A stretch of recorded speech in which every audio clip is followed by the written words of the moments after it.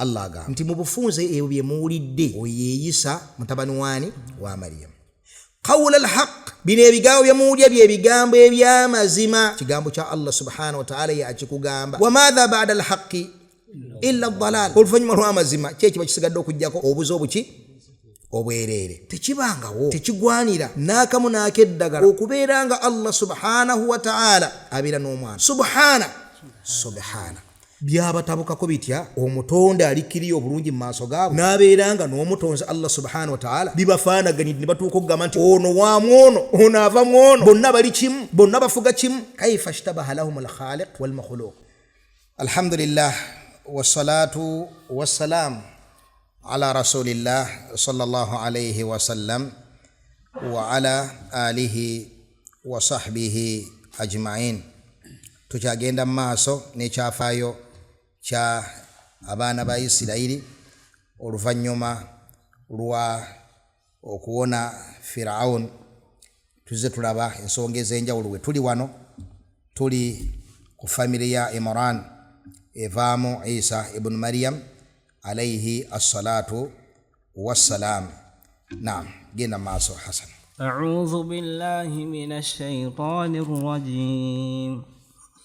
قال إني عبد الله آتاني الكتاب وجعلني نبيا وجعلني مباركا أينما كنت وأوصاني بالصلاة والزكاة ما دمت حيا وبرا بوالدتي ولم يجعلني جبارا شقيا والسلام علي يوم ولدت ويوم أموت ويوم أبعث حيا ذلك عيسى بن مريم قول الحق الذي فيه يمترون ما كان لله أن يتخذ من ولد سبحانه إذا قضى أمرا فإنما يقول له كن فيكون. Tulina ensonga bbiri wano ze twagala okugattako ku nsonga ze tulabye mu musomo gwaffe oguwedde.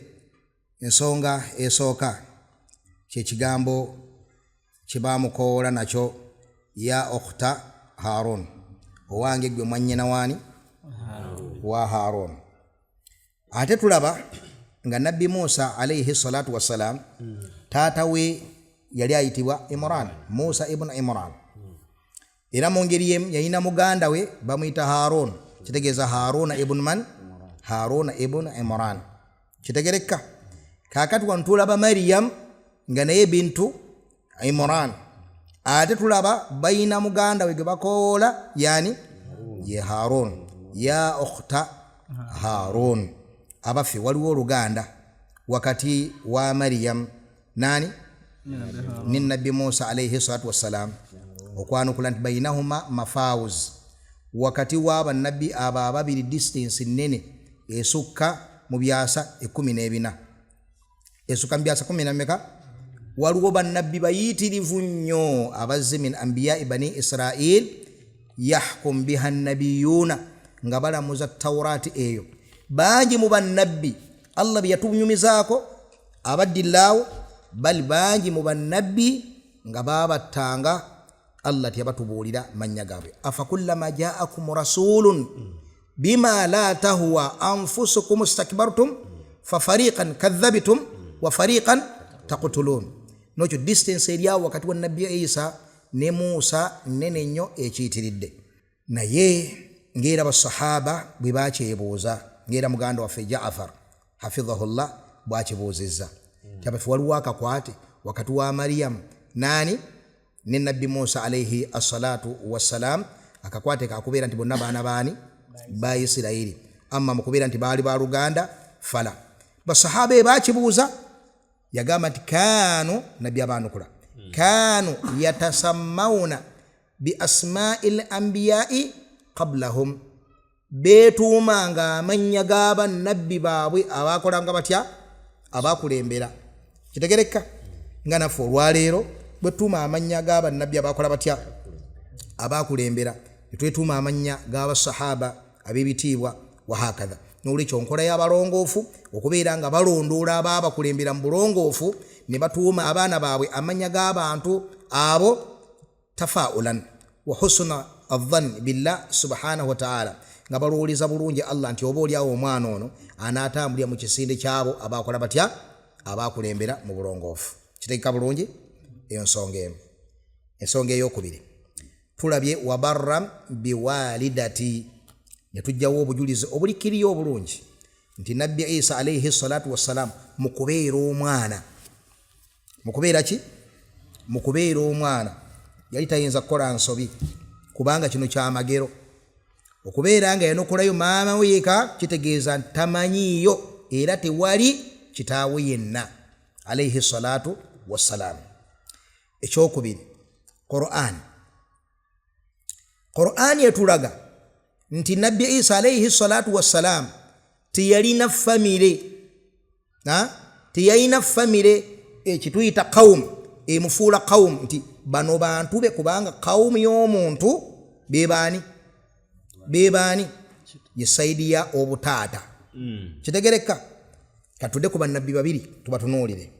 Nabbi Musa alayhi assalatu wassalam wa idh qala Musa liqawmihi ya qawmi sibe kiri ayati mpitirivu ezikubikwa mu Qur'an. Nabbi Musa ayita abantu be ya qawm ya qawm ya qawm. Ate nabbi Isa alayhi salatu wassalam buli w'omusiŋŋaana mu Qur'an nga yogerako eri abaana ba Isirayiri abeta ya bani Israil abangi mu abaana baki abangi mu aba toyina aya gy'osiŋŋaana nga abaana ba Isirayiri abayita qawm. Lwaki? Kubanga laysa qawmun minhum, tabalinaamu lulyo ku saidi yaki? Ku saidi ya taata. Kitegerekese bulungi? Kitegerekese bulungi? Wabula olyo lwalina luli ku saidi yaki? Ya maama alayha assalatu wassalam. Genda maaso. Naam. وبرا بوالدتي ولم يجعلني جبارا شقيا. Era Allah subhanahu wa ta'ala andagidde okubeera omugonvu eri maama wange, tanfudde jabbaran shaqiya. Kitegeeza ki? Omuntu abeera mawale ku bazadde be abeera jabbar. Lwaki jabbar? Olw'ensonga yajibu alayhi an yarudda al ihsana bil ihsan. Akati bwako okuzaayo obulungi bwa tadhiya y'abazadde bano mu kumulabirira okuva nga akyali muki muwere, mu kumusitula mu lubuto, mu kumufaako mu kaseera nga teyeesobola tategeera kintu kyonna, mu kumukuza okutuusa lwafunye amagezi. Kati kijja kitya bw'otabeera jabbar mawale? Naam, bw'otabeera shaqi. Shaqi yaani bannange? Jafara gambye ow'ekikwa. Shaqiyu yaliwa? Naam, diddu Said. Ye opposite ya Said. Ate kakati akyatusibiddeyo ali kirima siwe kiri? Ali mu kuvunula tam bitam, ali mu kuleeta vocabulary bivocabulary siwe kiri? Yawma ya'ti la takallamu nafsun illa biidhni faminhum shaqiyyun wa sa'id. Naam, olunaku abantu bagenda okujja eri Allah subhanahu wa ta'ala nga teri n'omu ayogera okujjako nga Allah yamulagidde nga abantu balimu emiteeko emeka? Faminhum shaqiyyun, mubunga mulimu abazikiridde. Gwe tulabye wano walam yaj'alni jabbaran shaqiya. Omuteeko gw'okubiri wa sa'id, mulimu n'abawangudde abawonye. Kitegereka? Kakati ne kitegeeza nti okubeera mawale ku bazadde bo kabonero ka kuzikirira. Walam yaj'alni jabbaran, Allah tandagidde era tanfudde mawale kiwaji nantagambwako ow'ebiwawaatiro eby'omu bbanga, wabula anfudde mutawadhi'an, wagonjebwa, anfudde baran, anfudde wakulongoosa, anfudde muhsinan. Yani buli kika yogeraawo buli kika ky'obulungi Allah kyanfudde eri maama wange. Walam yaj'alni jabbaran shaqiya. Kyava agamba ti wassalaamu alayya, emirembe gibeere gyendi. Yawma wulidtu, olunaku lwenkoze eki?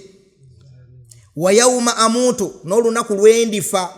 Wa yawma ub'athu hayya, n'olunaku Allah subhanahu wa ta'ala lwalinzuukiza nga ndiki? Nga ndi mulamu. Dhalika Isa ibn Maryam. Allah agamba nti mu bufunze ebyo bye muwulidde oyo Isa mutabani wani? Wa Maryam. Qawla al-haqq, bino ebigambo bye muwulya bye bigambo eby'amazima. Wa madha ba'da al-haqqi illa ad-dalal, oluvannyuma lw'amazima kyekiba kisigadde okujjako obuzo obwereere. Qawla alhaq, kigambo kya Allah subhanahu wa ta'ala yakikugamba, alladhi fihi yamtarun, kyosiŋŋaana nga bo bajjudde mira wakati waabwe, fadlan an bainihim wa baina ahli liman, wakati waabwe bajjudde okubagana empawa ku Isa alayhi salatu wassalam, fadlan liivaalooni ekiri wakati waabwe ne bannannyini tawhidi, bannannyini busiraamu. Qawla alhaqi alladhi fihi yamtarun ma kana lillahi an yattakhidha min waladin subhana idha qada amra fa innama yaqulu lahu kun fayakun. Tekibangawo, tekigwanira n'akamu n'akeddagala okubeeranga Allah subhanahu wa ta'ala abeera n'omwana. Subhana, Allah wa waggulu, Allah wa kitiibwa, Allah talina bukendeevu, kikibayita subhana. Bw'ogamba nti sabbih, bw'ogamba gwe omusiraamu subhanallah, oba otegeeza ki? Dhikiri y'amaanyi eriko empeera mpitirivu, oba otegeeza ki? Naamu Shaykh Bilal, sembera omuzindaalo. Unazzihuka Allahumma min kulli aibin wa naqsin. Naam. Ntukuza omutonzi wange Allah subhanahu wa ta'ala nga mujjako okubeera nti alina akamogo konna oba obukendeevu bwonna. Min kulli aibin wa naqsin, Allah subhanahu talinaako bukendeevu bwonna, tabaraka wa ta'ala. Kibayita at-tasbih, okusabbaha, subhanallah, ge makulu agali mu kintu ekyo. Era munne w'ekigambo ekyo ge makulu ge gamu, kye bayita alhamdu at-tahmid, kwe kutenda Allah bikamali al-awsaf, n'otenda Allah subhanahu wa ta'ala n'ebitendo ebijjuvu. Kitegeeza nti buli w'ohamada Allah oba musabbahiza, buli w'osabbaha Allah oba muhammadiza. Kitegereka? Buli w'oga subhanallah obanga agambye nti alhamdulillah. Lwaki? Ogamba alhamdu kitegeeza nti Allah mujjuvu, talina bukendeevu bwonna, la fi dhatihi wala fi af'alihi wala fi sifatihi. Yeye nyini Allah talina bukendeevu bwonna, wadde mbikolwa bye, wadde mbitendo bye, talinaako bukendeevu. Kibayita alhamdulillah. Buli ogamba alhamdulillah, amakulu agateeke mbirowoozo byo osobole okubeera ddala nga oli mu kutendereza Allah. Kitegereka? Subhanallah oba oyogedde ekisitalizama ekyo, oba otegeeza nti Allah talina bukendeevu bwonna, kyekigambo kyennyini Allah kyakozesezza wano. Ma kana lillahi an yattakhidha min waladin subhana. Wano alina message n'okikuleeta ekigambo subhana, nti nno okubeera n'omwana bukendeevu. Lwaki bukendeevu? Tuteeka ebirowoozo ku nsonga eno. Olw'ensonga kye bayita okuzaala, Allah y'ensonga gye yateekawo okubeeranga abantu, eminya, amakonkome, ebisaanyi, emiti, buli kintu kyonna ekitonde mu bitonde bya Allah kyayagala kireke kuggwaawo, yateekawo ensonga ekigaana okuggwaawo nga kwe kuzaala. Kitegereka? Ekyo tekiri ku Allah subhanahu wa ta'ala. Ekyo okuzaala kabonero kaabaki? Kaabakendeevu. Abo gwe bw'ovaawo mutabani wasigale nga atwaza omulamwa ogwatondesa omuntu okutuuka Allah lwalizingako ensi. Gwe bw'ovaawo hakadha. N'ente bw'evaawo gwe gy'obadde olya, ne mutabani wo ayagala asangewo ente, si bwe kiri? Ne muzzukulu asangewo ente, ne muzzukulu wa muzzukulu asangewo ente, okutuusa gye birikola bitya? Gye birikoma. Kadhalika omuti, kadhalika ekyennyanja, Allah nateekawo reproduction olw'ekigendererwa ekyo.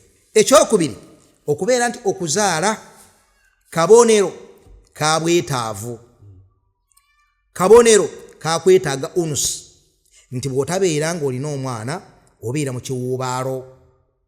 Obeera mu kiwuubaalo, oba olina ekikubulako ekirina okwetooloola obulamu bwo, ne kibeera nga Allah subhanahu wa ta'ala yateekawo omwana ajje, omuntu alike kubeeraawo nga ali mu kyangaala, abeere nga alina omwana gw'ayita, alina omwana gw'atuma, alina omwana n'ebiro ebifaanako bwe bityo. Allah subhanahu obo bonna obukendeevu tabukola atya? Falimaadha yattakhidhu walada, n'olwekyo nsonga ki lwaki aba afuna omwana? Ng'ebiteekesaawo omuntu okubeera nti afuna omwana, ebiteekesaawo ente okubeera ng'eba n'omwana, ebiteekesaawo ekinyaayo kubanga kirina omwana, ku Allah subhanahu wa ta'ala la yarid abadan Allah tabinako bwetaavu nakamu nakaki nakiddagala kyavaga subhana obotenze Allah subhanahu wa ta'ala nekikolwa ekyobunyomofu bwogamba nti alina omwana awonno mu maaso we tugenda kusiisirawo akaseera kawanvu ddala ekiyitiridde insha Allahu tabaraka wa ta'ala nga tulaba ku nsonga ya abayahudi okubeera nga baanasaba ku Allah subhanahu wa ta'ala omwana n'abanaswara okubeera nga baanasaba ku Allah subhanahu wa ta'ala omwana subhana idha qada amra Allah bayina kyayagadde kibe fa innama yaqulu lahu kun fayakun falimadha tastaghribun mukafulya muti Allah subhanahu wa ta'ala ne mugamba nti olwokuba ono talina taata idhan mwana wa Allah subhanahu wa ta'ala abafete mukimanyi ti idha qada Allahu amra Allah bayina kintu kyabakoze eki kyayagadde okubibeere fa innama yaqulu lahu kun fayakun idha qada amra fa innama yaqulu lahu kun fayakun bwaba ina kyayagadde kibeera agamba bugambi nti ba nekikola kitya nekiba genda maaso wa inna Allaha rabbi wa rabbukum fa'buduhu hadha siratun mustaqim Nabbi Isa alayhi salatu wassalam nagenda maaso okola da'awa ya tawhid awe nyini nga akyayogera nabo akyali mu kibaya abatuusako tawhidi yennyini asingandwa mbitawo byabwe ebbanga lyonna bannabbi gwe babaddeko gwe bakooleddeko bannanga notwogerera bino nabbi Zakariya waali mulamu nabbi Yahya waali muki bali mu bannabbi tasusuhumul anbiya nam bino si bipya wa inna Allaha rabbi mazima ddala Allah subhanahu wa ta'ala ye mulezi wange wa rabbukum era ye muki fa'buduhu musinze Allah yekka hadha siratun mustaqim eliyekube eggolokofu lyokka alifulumako agenda mu geyeena alifulumako agenda mu muliro hadha siratun mustaqim kasofuma ku kkubo eryo eryokubeera ng'ogamba nti Isa muddu wa Allah subhanahu wa ta'ala era Allah ye mulezi we ye mutonzi we yennyini biragiro kuye nga bwe yagamba mu aya tujja okulaba mu maaso bwe bagamba nti Isa ye Allah subhanahu wa ta'ala laqad kafara alladhina qalu inna Allah huwa almasihu ibnu maryam qul faman yamliku min Allahi shay'an in arada an yuhlika almasiha ibna maryama wa ummah wa man fil ardi jami'an mazima ddala baakafu olunene abo abagamba nti Isa ye Allah subhanahu wa ta'ala qul faman yamliku min Allahi shay'an banukulo bagambe nti ani ayinza okutaasa Isa ani ayinza okutaasa Maryam ani ayinza okubako kyataasa kwabo abatonde ba Allah subhanahu wa ta'ala in arada ayyuhlika almasiha ibna Maryam wa ummuhu wa man fil ardi jami'a singa Allah agamba Isa kamujjewo kamuzikirize ne maama we kamuzikirize n'abali ku nsi bonna kambazikirize ani ayinza okwinganga Allah subhanahu wa ta'ala abantu abo bo bennyini nga baasalawo beeteerewo ekifaananyi kya Isa omusajja omuzungu awedde emirimu alina ebitendo ng'ebyomuzungu yenna atambula ku luguudo gw'olaba kireka bulungi sitaani etabawo ekifaananyi kyonna kiri awo kiri wakati w'ebitonde n'omutonzi fadlan live alone okubawo ekifaananyi nga kifaanana omutonzi gwe batayisawa na kumanya wadde okuba ekifaananyi tuli fenna ne bagamba nti ono mwana wa Allah subhanahu wa ta'ala mu maaso ojja kulaba ebigambo bya Imaamu Saadi rahimahullah nga tuuse ku trinity gye tugenda okutwalako akadde akawanvu yagamba nti subhanallah kaifa ishtabaha lahumul khaliqu wal makhluq kaifa ishtabaha lahumul khaliqu wal makhluq abangi nga kyewunyisa olwewunyisa olw'amaanyi byabatabukako bitya omutonde alikiriyo obulungi mu maaso gaabwe n'abeeranga n'omutonzi Allah subhanahu wa ta'ala bibafaanaganidde ne batuuka okugamba nti ono waamu ono avamu ono bonna bali kimu bonna bafuga kimu wahakadha tuli fenna kaifa ishtabaha lahum alkhaliq walmakhluq awo mnekyo nga sifati za Isa alayhi salatu wassalam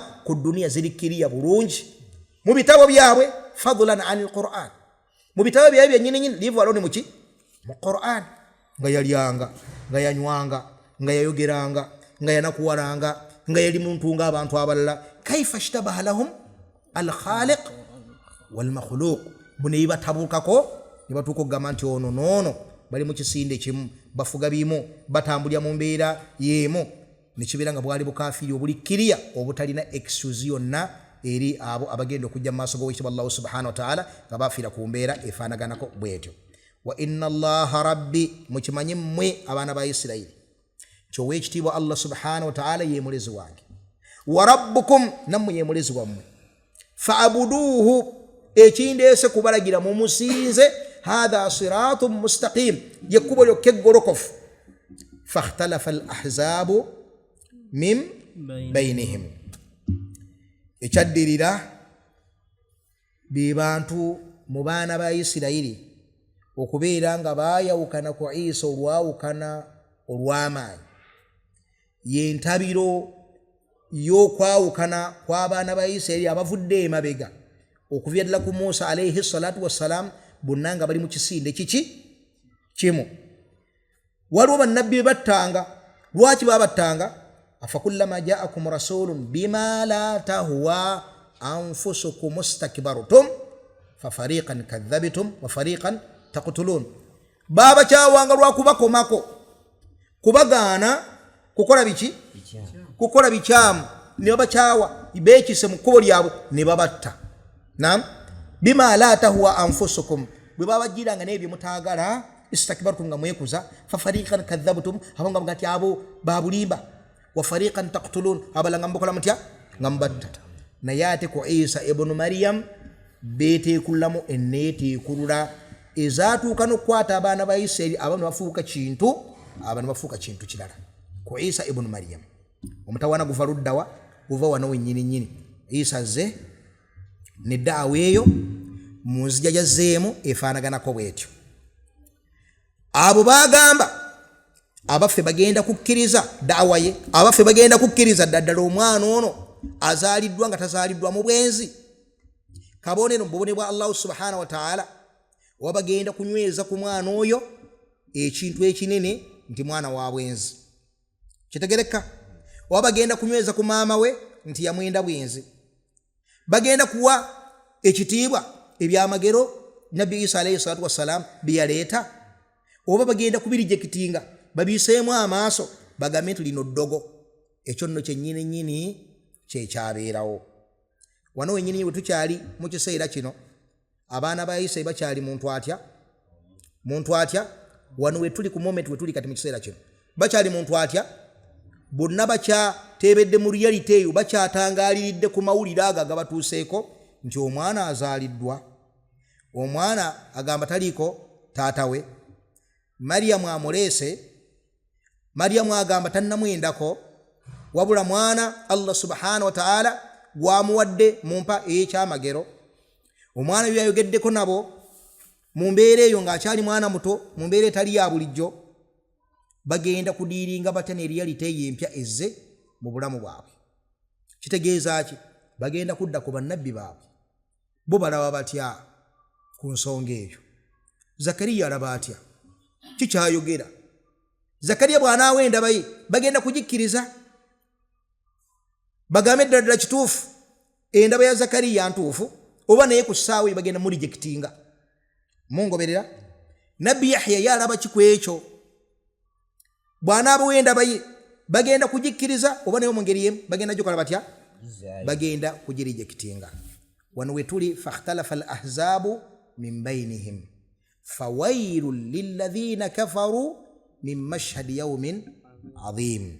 Zibasanze abo abakaafuwala ne bakaafuwalira Owekitiibwa Allah subhanahu wa ta'ala ku lunaku lw'enkumi lwe bagenda kujja, amaaso gagenda bakanuka, emitawaana gigenda kubabuutikira olukaafuwalira Owekitiibwa Allah subhanahu wa ta'ala. Wano Allah atulaga nti fakhtalafa al-ahzabu min bainihim, abantu baayawukana ku Nabbi Isa alayhi salatu wassalam, faminhum man kafara billah subhanahu wa ta'ala bisababi mawlidi Isa. Ye makulu agali wano bwomulimu abakaafuwalira Owekitiibwa Allah subhanahu wa ta'ala olwa moment gye tuliko wano mu kiseera kino.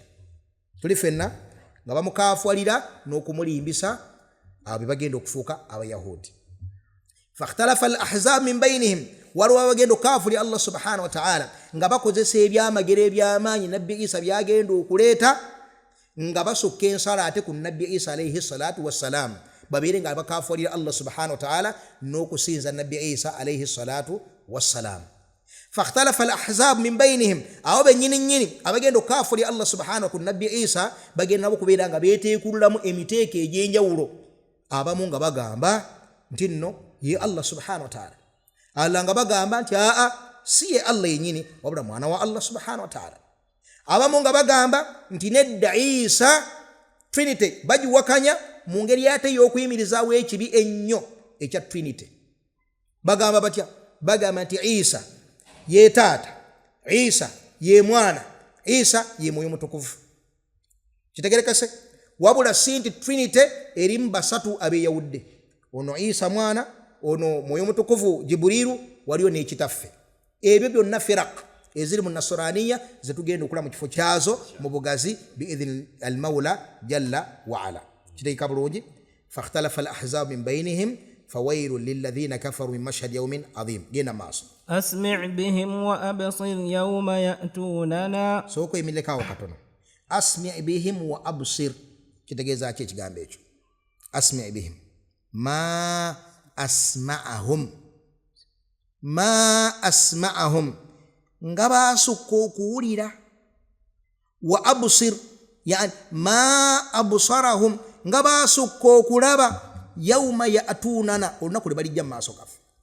Olwaliro beefudde empuuta, olwaliro beefudde endiga, olwaliro beefudde abatalaba nti obukafiiri bulikkirira bulungi nnyo. Ma asma'ahum yawma ya'tunana, nga bagenda kusukka okubeera nga balaba bulungi nti twali kuki. Wa absir ma absarahum, nga basukka okulaba olunaku lwe bagenda okujja mu maaso g'ekyo Allah subhanahu wa ta'ala. Yawma ya'tunana lakini adh-dhalimuna al-yawma fi dhalalin mubin. Naye olwaliro abo abalyazaamaanya abasinza nabbi Isa alayhi salatu wassalam, abo abalyazaamaanya abalwanyisa ne bakyawa nabbi Isa ne bamujirijekitinga alayhi salatu wassalam, lakini adh-dhalimuna al-yawma fi dhalalin mubin. Olwaliro bali mu bubuze naye ng'obuze obwo tebuli khafi. Si bubuze nti waliwo shubuhe ennene, waliwo ekintu ekyekusifu bambi nga kyali kyetaaga nnyo okubannyonnyola ennyo n'okubatangaaza n'okubeera nga kituufu si byakusikaasika eyo mugundi, wabula obukafiiri bulikkirya, buli kungulwawo bulikkirya bulungi. Bakutta omusajja gwe balabako afaanana ng'abantu abalala, bagamba ye Katonda yennyini, bagamba mwana wa Katonda, bagamba alagira ne Katonda, bagamba n'ebirala bingi ebifaanako bwe bityo. Asmi' bihim wa absir yawma ya'tunana lakini adh-dhalimuna al-yawma fi dhalalin mubin. Genda maaso. Asmi' bihim wa absir yawma ya'tunana lakini adh-dhalimuna al-yawma fi dhalalin mubin. وأنذرهم يوم الحسرة إذ قضي الأمر وهم في غفلة وهم لا يؤمنون. واجب بك محمد صلى الله عليه وسلم كتن خطاب إزير النبي صلى الله عليه وسلم. وأنذرهم وجند ما سنقروا ngobatisa era ngobajukiza يوم الحسرة. Kitegeza kila hasra akufafaganirwa lunaku lwa arosi ntekeebizo kigambo kino yawma alhasra, so si alkhasra, si khasara. Naam, alhasra kyeki olunaku lw'obulumi obw'okuntikko. Naam, naye nga bujjidde mu layini yakwejjusa, kibayita alhasra. Naam, kwe kwejjusa okw'obulumi obw'okuntikko ng'omuntu yejjusa engeri ye kennyini nnyini gye yeesuula mu mitawaana n'okuzikirira okw'amaanyi, kibayita alhasra. Kireka bulungi? Naam, wa anziruhum, wegenda maaso n'okubajjukiza ng'obatiisa nti balinayo olunaku lwe bagenda okwejjusa olwejjusa olw'amaanyi olw'obulumi olutaliiko mudduukirize, wadde okubeera nti okwejjusa kulinawo ka chance ak'okuddako emabega okutereeza ebyo byoli mu kwejjusizaako olwaleero. Wa anzirhum yawma alhasrati idh qudiya al-amru, Allah bw'aliragira bagende mu muliro, wa hum fi ghafla, so nga olwaleero bali bintu byangu, Yesu atufiirira ku musalaba, wa hakadha, kuyimba ku buyimba, kuba mu ngalo, kwaya, bandi, nanga, bivulu, bivawi n'ebifaanako bwe bityo. Wa hum fi ghaflatin wa hum la yu'minun, baganya okukkiriza Allah subhanahu wa ta'ala awamu n'ekyo nga da'wa ebatuusibwako ne bagambibwako ne basigala nga yatamadawuna fi al-batil. Inna nahnu narithu al-arda wa man 'alayha wa ilayna yurja'un, bakimanye nti mazima ddala ow'ekitiibwa Allah subhanahu wa ta'ala yagenda okusikira ensi eno, yani yiye agenda kubajjako edduniya esigale nga ki, wa man 'alayha, na byonna ebyaki eby'oku dduniya, wa ilayna yurja'un, era eri Allah subhanahu wa ta'ala gye bagenda okudda babire nga bennyonnyolako ku mbeera gye bawangaaliramu ku dduniya kuno. Abalungi ab'ebitiibwa, awo wennyini nnyini we tugenda okutandikira kati, we tuli ku turning point, ebintu we bikyukira, tutandike okufuna abayitibwa abayahudi, tutandike okufuna abayitibwa abanaswara. Abayahudi tutambule nabo tubeeko tubakomya, ate tuddemu tubasisinkane ng'omubaka Muhammad sallallahu alaihi wasallama atumiddwa, tulyoke tubeere nga tusigala n'abanaswara bo tugenda kutambula nabo, tugenda kukutuka nabo okutuusa darusu gyenaakoma biidhni mawla jalla wa ala. Waffaqa Allahu al-jamii' lima yuhibbuhu wa yarda, walhamdulillahi rabbil alamin.